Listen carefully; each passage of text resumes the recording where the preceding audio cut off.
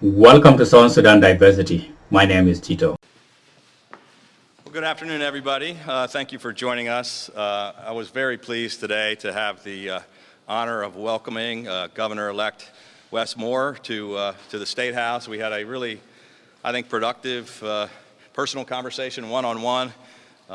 And we also had our teams meeting. The Lieutenant Governor, as you know, has been heading up the transition, and all of our cabinet agencies have been working really hard on preparing documents to help get the incoming administration up to speed. They also met at the same time. I just wanted to thank everybody for coming today. It's been a pleasure getting to know Governor-elect Moore a little bit better today, and I think we covered a lot of territory. And I told him that our entire administration is going to do everything we possibly can to not only ensure the peaceful transition of power, but to make sure that we can help them get up to speed with whatever information they want. And I told them I'm a phone call away. I gave them my personal cell phone. I said we're really excited as we get closer to the holidays, and Government House is all decorated up. We're going to have the whole family over and give them a tour of the mansion and let them know what their new house is going to look like. So with that, I'll turn it over to Governor-elect Wes Moore. Thank you so much, Governor. Thank you. Good afternoon. It's been a pleasure spending this time with the governor. And Governor Hogan, just thank you. Thank you for this time. Thank you for your kindness. Thank you for your leadership. Our teams have already been working closely. And we're already seeing not just how important this is and how seriously the Hogan administration is taking this, but also this is the way it should be. That when the governor is saying that we're going to have a smooth and an orderly transition, it's what the people of this state want, and I'm thankful to you and your administration for helping to facilitate that. We did have a wonderful conversation, and to have a chance to spend some time with someone who's been occupying the office for the past 8 years and leading for the past 8 years, and as I'm preparing and our team is preparing to come on board in the next few months, we're excited about the road ahead, and I'm excited to be able to move and work in partnership with you all as we're going forward. So thank you again, and thank you all for being here as well. Thank you. Thank you. Thank you. Yes, sir. What piece of advice, when you look back now, do you wish somebody had given you, were you able to give that to Governor-elect? Well, I don't want to share all the details of all the advice that I shared with them, but I think this is probably an okay one. There are a lot of things that I wish I had known, and a lot of probably advice that I could give. But the one piece I said was just to make sure that he takes the time to enjoy the moment. It's a huge whirlwind getting ready to take over the administration with the inauguration coming up and all of that. And sometimes you get so busy doing the work and focused on what you have to get done that you don't actually enjoy the moment. So I said, make sure you and your family take time to take a deep breath and enjoy this incredible historic moment that they're going to remember the rest of their lives.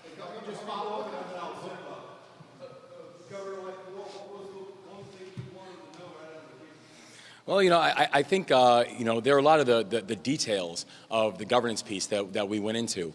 But also, I think one of the big things I want to talk with him about was also what was the transition process like for him? It's something when the people of the state give you their vote of confidence, it's humbling. It's inspiring, and you know that there are 100 things that you want to move and get done and move on quickly. And so the governor was very kind about saying all that is right and all that is good, but how do you think about the pacing of this as you're going into the role? Governor Hogan, what kind of governor do you think Governor-elect Moore will be going forward? Well, of course, I'm going to have to say great things today when he's standing next to me. He's going to be a great governor. No, I've been very impressed with Governor-elect Moore. I know his heart is in the right place. I think he ran for governor for the right reason. I think he cares about the people of the state. He's obviously a smart guy. I love his military background, and I'm not only am I going to try to help him with whatever he needs to be successful, but I'm certainly hoping, like the rest of the people in the state, that he has a very successful term as governor, and I'll be very happy to see that happen. Governor-elect Moore, we all been looking at numbers the past week, and the numbers for the governor throughout the last 8 years have been very high, and it seems to be more in the middle, and we've had some to the side either way. And how do you think that working here, following steps or following the party, or what do you think? I think we are going to do I think what the administration did so well, and that's listen. Listen to what the people are telling you.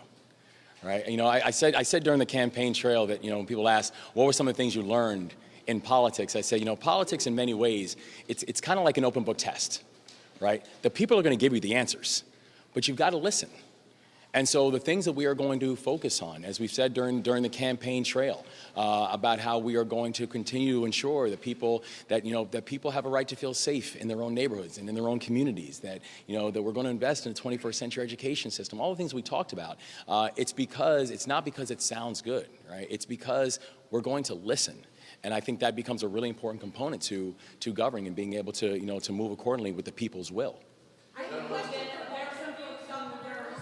First of all, I wish I'd known about the open book test. I studied. I didn't know. But I didn't know there was a... I think a lot of you hear about transition, but to most people, it's kind of a, Yeah. doesn't make sense, or they don't know what it entails. Yeah. I know that there's a lot going on behind the scenes. Yes. You two here, can you explain what's happening here today? Well, I can tell you our side, and then I'm sure that he's got his perspective as his team, but having been an incoming governor and an outgoing governor and participating in another transition before that, there's a lot of work that goes on, and that's why I appointed a while ago the Lieutenant Governor Rutherford to chair the transition from our side. He's been meeting with all the cabinet secretaries and other people.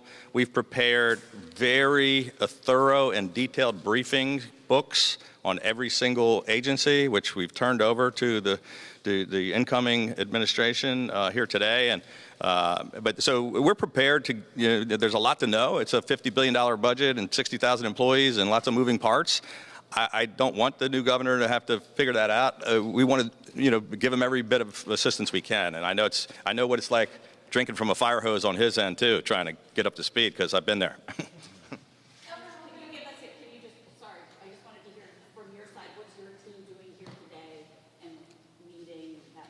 Yeah, so our team has been meeting with the administration, and the governor's absolutely right. That the lieutenant governor has been helping to lead the charge, pulling things together, which has been key and it's been crucial to our team. And while we were very, very focused on November 8th, making sure that we are getting all around the state and being successful on Election Day, the work that we are doing in preparation for this moment right now was happening prior.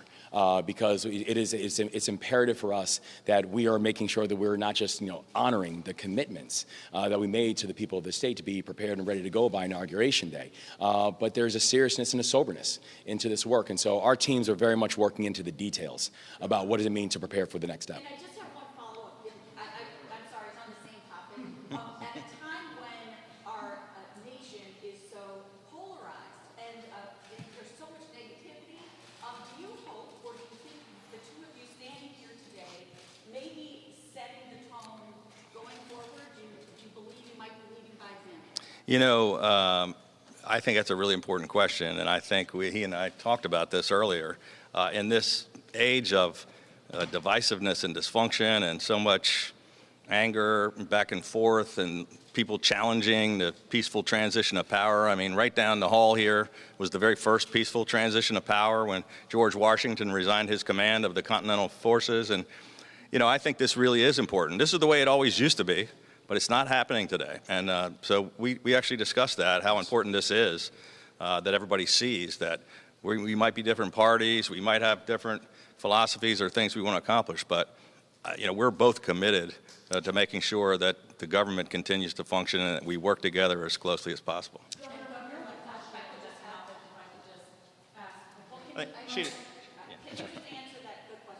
Yeah. No, I think the people of the state, I know they will and they should pay attention to today. This matters. And this is what the people asked for. This is all the people want, right? I think what the people of Maryland are asking for in this moment is that we, as the governor and the governor-elect, that our priority is them. And what the people of Maryland want is for us to have, a functioning and an orderly and a smooth transition into making sure that government is going to focus on them and prioritize them. And so I agree. I think this has not just been a very good and important meeting between us and our teams. I do think this is an important statement to the people of this state, and one that they are paying attention to. Governor Hogan, I have two questions for you on that topic. The first one, you made a comment saying that you felt like you were alone in the GOP and that so many people in the party were on this Trump Titanic. And there are folks who are wondering if you are going to make a bid soon for 2024 U.S. presidency. So the two questions, is that coming? And are you concerned about how the party's doing right now in Maryland? Well, I don't want to get too political at this event today because we're talking about the peaceful transition of power, and I don't want to get into a political debate with the governor-elect. But no, look, I've said for many years that I was concerned about the direction of my party, and I think we saw a very clear repudiation of crazy politics. I think Republicans that were like me, that were kind of common sense conservatives that talked about issues people cared about, like the economy and crime and education, they, for the most part, won everywhere across the country in swing districts and competitive districts. It was not the red wave that everybody predicted because, frankly, we nominated some people that didn't appeal to the voters, and that's certainly a lesson that our party has to learn. As far as me, we're talking about helping the new governor take over here in Maryland. I promise to give this job everything I've got every single day, and unfortunately they're still going to make me work till January 18th, so we got 2 years till the next election. We'll have plenty of time to talk about politics. Governor, I want to talk about the transition process for you. How does it feel to be on this side of things? Is the pressure off a little bit? It feels pretty good. I remember we talked about this, and I said to Wes, I remember feeling exactly the way you did on election night and coming in here for the first time, and I was excited for him. For me, I really am sort of very comfortable about where I am. I'm not regretting it at all. I feel as if we came to do a job, and we gave it everything we had, and we're trying to complete that job. But I'm looking forward to moving on and giving somebody else a chance to lead the state. And I don't have any regrets at all. I'm kind of excited. I know we got a lot of work to continue to do, and I got to do some packing and figure out what I'm going to do with my life. But I'm kind of excited about the new opportunities.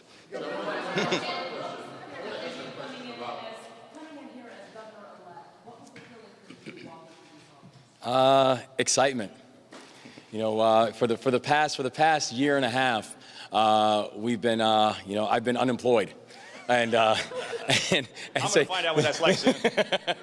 This has been the world's longest job interview with over 6 million hiring managers. But there's a real level of excitement, because I know this is a place that for the past year and a half, we've been talking about the work that we hope to do, and we're thankful that on Tuesday the people of Maryland have gave me the honor of saying you're hired and we're ready to move forward.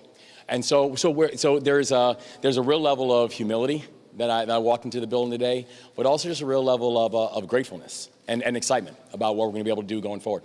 I want to ask you a question about the fact that as I walk around these facilities, there's a lot of building going on. Are you all going to be ready for inauguration day? You talking to me? Yeah. No. Yeah, it's pretty frustrating. We've been under a construction zone for 2.5 years, and there's been a lot of jackhammering, and I got barking dogs and headache and not a whole lot of sleep. Traffic problems. Look, they're making real progress on it's our 250th anniversary of this incredible building, the first Capitol of the United States. That dome was a mess. They're working hard to get it fixed. I don't think it's going to be done in time for the inauguration. Legislative Services just tore down their own building after we finished Lawyers Mall. That's not going to happen for another couple years. So, unfortunately, I'm looking forward to get a little peace and quiet away from the construction zone, and Governor-elect Moore is going to spend a lot of time in a construction zone. That's a great question.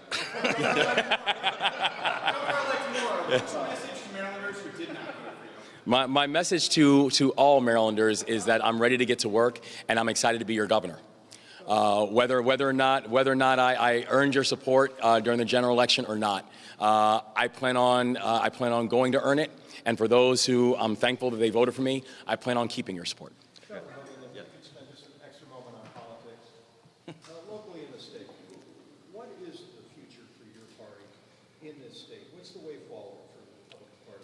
I think it's a pretty simple answer.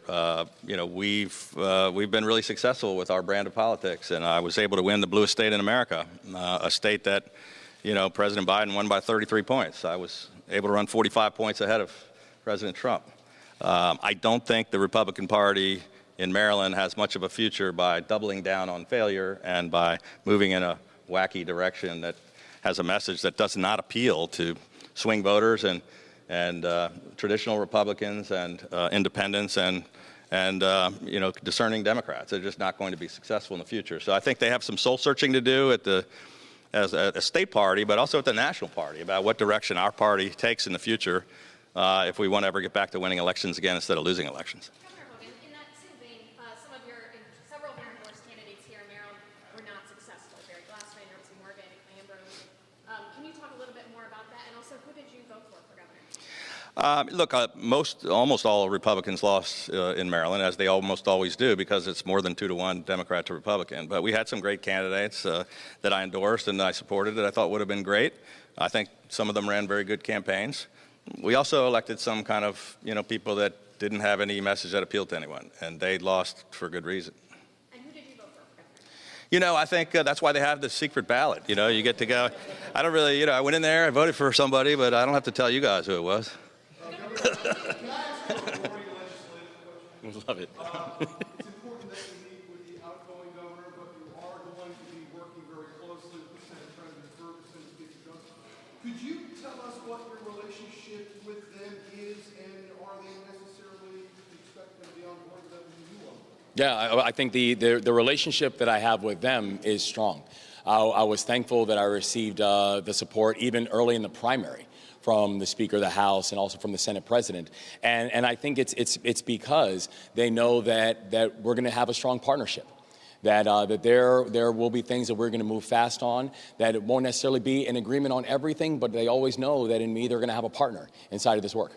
Governor, just on that real quick, you've worked with them as well, too. Is there some advice you can impart to the incoming governor about dealing with the heads of the two legislative bodies that are standing in front of her? We talked a little bit about my relationship with the legislature and a little bit of advice, but I think he's already well familiar with both the Senate President and the Speaker, and I'm sure they'll have a great relationship. It'd probably be different than the relationship we had, but I valued the relationship, and we were able to accomplish so many things by reaching towards the middle and being willing to compromise and to work on bipartisan common sense solutions. And it's for me, I just want to thank both the Speaker and the Senate President for the time that we had to work together and thank them for their cooperation. We passed 8 years in a row. We passed tax cuts, $4.7 billion, past 2 years in a row, the largest tax cuts in history. I wouldn't have done that without the partners in the legislature, and I thank them for working together with us. Thank you, everybody. All right, thank you. Thank you, guys. Thanks for watching. Please feel free to suggest any topics to be covered by South Sudan Diversity, and remember to subscribe if you like what you see.